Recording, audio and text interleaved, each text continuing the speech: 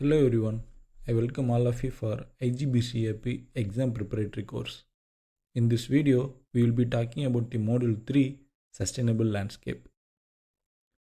Sustainable landscape is an outdoor space designed to conserve resources, support biodiversity, and minimize environmental impact through eco-friendly practices like water conservation, native plantation, and reduced energy use. So, what is the ultimate benefit or intended benefits behind choosing sustainable landscape?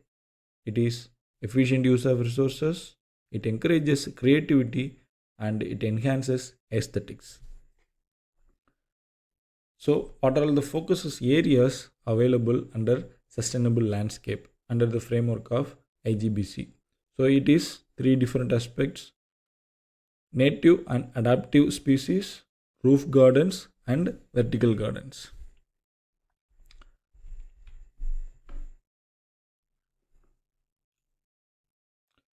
So, native species and what is the meaning of that we should understand by distinctively differentiate from other related terms.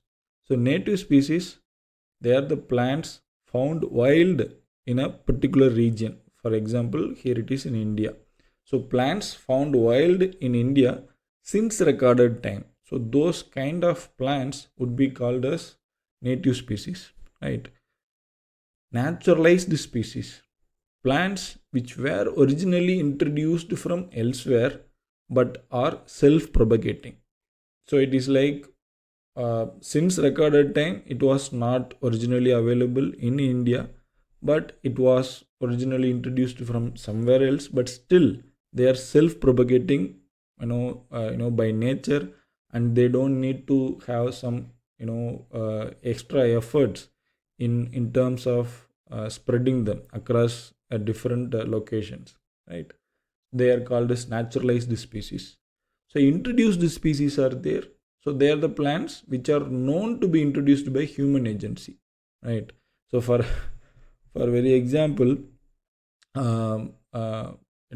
certain uh, hazardous and deadly plants are were purposely introduced in different parts of the world from elsewhere as part of strategic steps or security enhancement of their region. I mean, these and all are about very old times, right? So that's how the introduced species comes. So in this graph we can understand, so within the Indian context, so what are the different types and category of flora are available. So we have the numbers and we have the different types. So angiosperms, gymnosperms, and other algae, fungi, lichens. So all other things are out of them. We can able to see angiosperms and algae and fungi are having majority of numbers, right? So where they are, usually being seen is being mentioned there itself. So for example, lichens, so they are easily be witnessed at Himalayan regions, Western Ghats, and arid zones like Rajasthan. On other hand, the angiosperms, we can able to see them in tropical, subtropical regions like Western Ghats and Northeast India, right? So, under the focus areas of sustainable landscape, we have three aspects: native and adaptive species, roof gardens, and vertical gardens. So, in terms of native and adaptive species, these are the different important concepts, right? So, natural landscaping is the fundamental, the idea behind. So, native landscaping means native gardening. So, for trees, shrubs, ground cover, and grass, for all these things, we can go for natural landscaping option, right? So, right plant at right place, that is the next concept. So access the site conditions accordingly, choose friendly plants, like site friendly plants. So within a same state, so especially in India, within a same state, we may have a different geographical locations. For example, in case of Tamil Nadu, northern part of Tamil Nadu kind of quite dry and much more temperature places comparing to the western part of the Tamil Nadu, where we can able to have some parts of Western Ghats and other hilly regions. And obviously the southern region would again would be more enriched with the southern tip of Western Ghats and borders of Kerala state. So it is like depending on your site location. So try to find the respective plant, right? Then factors for choosing the right plants, we can have enhancing biodiversity, medicinal or edible or suitable for phytoremediation. So these are the other sort of benefits of choosing location dependent plants, that is native plants, right? So what are the plants to avoid for 10-meter around the buildings? For whatsoever reason, might be their roots may cause damage to the building foundation, might be one of the reason. So what are they? So there are certain list: baobab, neem, silk cotton tree, gulmohar, katam tree, copper pod, pungam oil tree, and tamarind. So these are the plants to be avoided for at least 10-meter boundary from the building. So replace lawns with different other options like moss rose, lantana, sweet potato, and simplest joy. So they are like plants name. Then increase the tree cover. So in the landscape design, so 1 acre of trees can remove up to 2.6 ton of CO2 each year. So here we should understand 1 acre of trees in the sense. So each tree in that 1 acre area should have certain age, right? So then only we can able to expect that much amount of CO2 removal per year. If you just planted the tree for the entire 1 acre, the next year you should not expect that much amount of CO2 to be removed, because they are still tiny plant. They have not yet become a tree. So even becoming a tree at certain point of its age only, they can able to absorb that much amount of CO2. That you should understand. But that is what being mentioned as a threshold or gauging point, right? So design for thematic gardens. So somewhere people may develop theme based landscapes around their buildings, butterfly garden, herbal garden, fragrance garden, nakshatra gardens, like that. So these kind of things helps in restoration of biodiversity, aids in agroeconomy service via pollination. So it is like sometimes when you do it so seriously and so strategically, you can make revenue out of it also, right? Measures for improving biodiversity. So some other steps you can also think about: water, food, shelter, nest boxes for birds, nesting materials, and natural habitats, so that you just convert slowly and eventually your surrounded area of your building that biodiversity friendly, right? So starting from the butterflies, birds, and domestic animals, all of them together. Then one important aspect: how you treat the birds and how you facilitate your built environment for the benefit of birds. So provide water to birds. That's what the very first thing. So how you can provide water? You can build bird baths, pond, waterfall, or clay saucer, shallow dish. So when you provide these kind of things, you should understand it should not deeper than 2 to 3 inches, because when the birds tip into those kind of dishes for drinking up the water, they may fall into that and they don't comfortable for them to have the water. So it should be narrow, deeper, lesser than 2 to 3 inches, right? So plant trees and shrubs that can offer seeds, berries, or nuts to the birds. Even those are not literally eatable by fellow humans, or you don't even like that, but still you can consider planting them, at least 1 or 2 trees, for the benefit of birds to eat them, right? So set up some bird houses in your garden, so that they can have a regular visit at your house, or they can even stay there completely, right? So set up some bird feeds in any shaded area, like you can put some grains with structured plates and all, right? So avoid usage of chemicals in the garden area very importantly, because chemical kills insects, and insects are the primary feed for certain bat species, right? So next thing is roof gardens, right? So what are the important aspects or points to be noted for roof gardens? So besides the decorative benefit, roof gardens may provide, these are the things. What are they? Food, temperature control, hydrological benefits, habitats for wildlife, and recreational space. So you should understand hydrological benefits in the sense it reduces urban heat island and eventually help in avoiding that microclimate impact, right? So which means within a typical city, for example, let's take Chennai as example.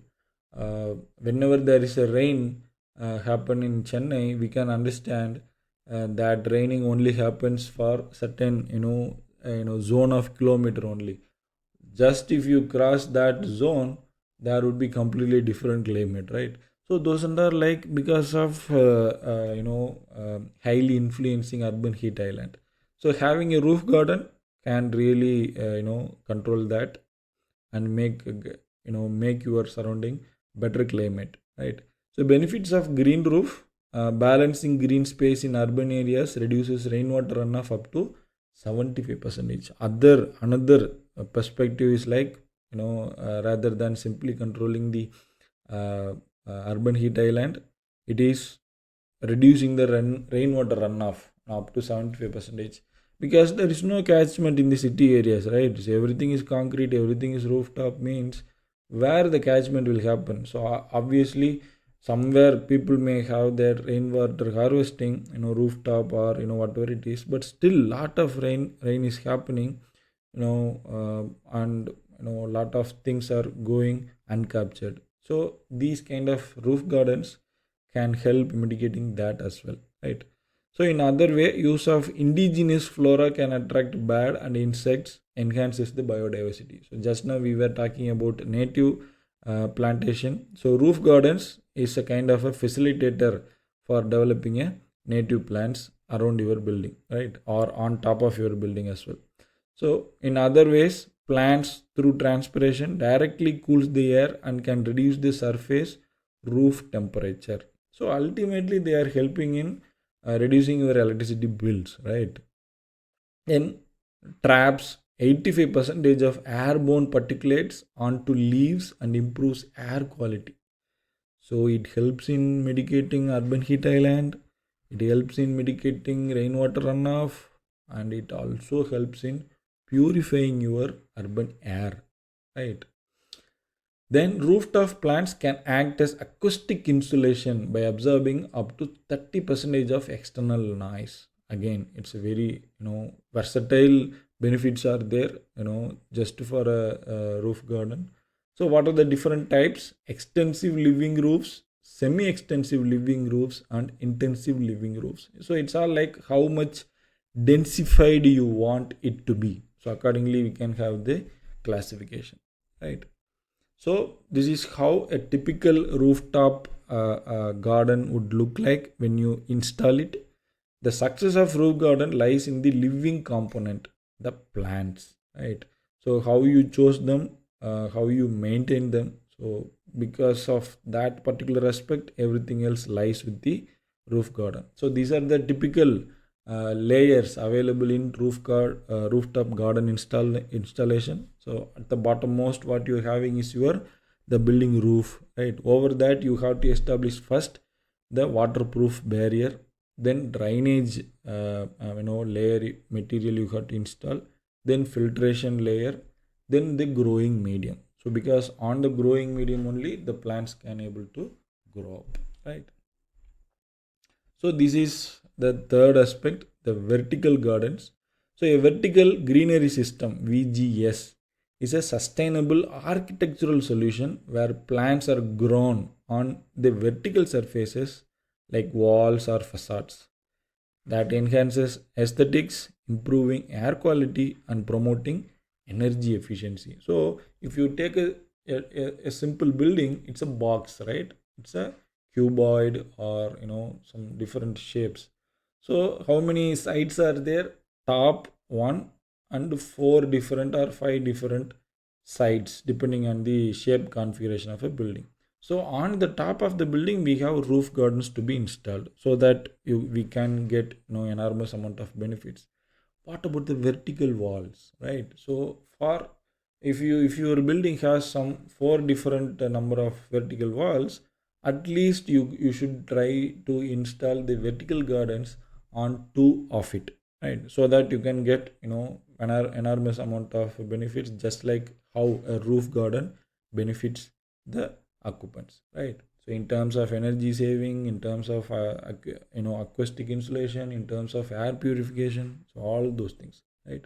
So typical vertical gardens would look like this. They can be installed in two different manner, like support system, like carrier system. So support system, in the sense, building wall is there, and you just plant or make it attached onto the wall directly. So that is direct support system. So indirect support system, in the sense, instead of making it attached onto the wall, provide a guide or trellis. That's what is being mentioned here. So provide a trellis, like a net of a thread, or some MS steel based net, so that onto that the plants can attach and grow up, right? So for the entire thing, it is like the basement, the root will be available or fixed at the bottom of the building, so that it grows along the length of the wall, right? That is support system. So carrier system is like, you put the box kind of support along the length of the wall individually. So this is and all meant for small plants and shrubs kind of things, whereas the support system would be meant for a lengthy kind of plants. So in Tamil, it would be mentioned as kodi. So I really don't know the equivalent English term. So for kodi kind of plants, the support system would be appropriate. For non-kodi kind of plants, we can go for carrier system, and carrier system is also comes up with the additional bearing of cost for providing each and every container along the length of the wall. And accordingly you got to provide the watering, that which means the irrigation setup and maintenance, all those things are there. So it is like a panel, and you can attach it, or you can put as a packet and you can attach it, or you can simply put the entire lengthy box which is hanging from the top to bottom, and all along the holes you can install the plants, right? So this is how a vertical garden would look like. So under the focus areas of sustainable landscape, we have three different concepts, like native and adaptive species, roof gardens, and vertical gardens. So what are the benefits of vertical greenery systems ultimately? So we have different heads of benefits, like aesthetics, economics, and environment. So under aesthetics, the vertical gardens enhance architectural designs, create iconic landmarks, right? So nowadays in cities, we can able to see the over bridges and their pillars are getting converted into green walls or green facades or green green zones, because those vertical pillars are being installed with such plants only, right? So especially in Chennai, Bangalore, Pune, you can able to see these kind of initiatives, right?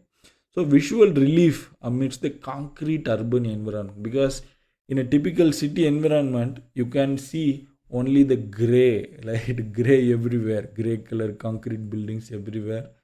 And when you install such a vertical gardens, often as integrated feature, that would provide a visual relief, right?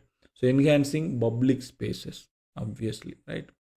So in the sense of purified air availability, or in the sense of color, the green, because naturally the human eyes likes the color green, right? So that green color gives them some mental peace as well, right?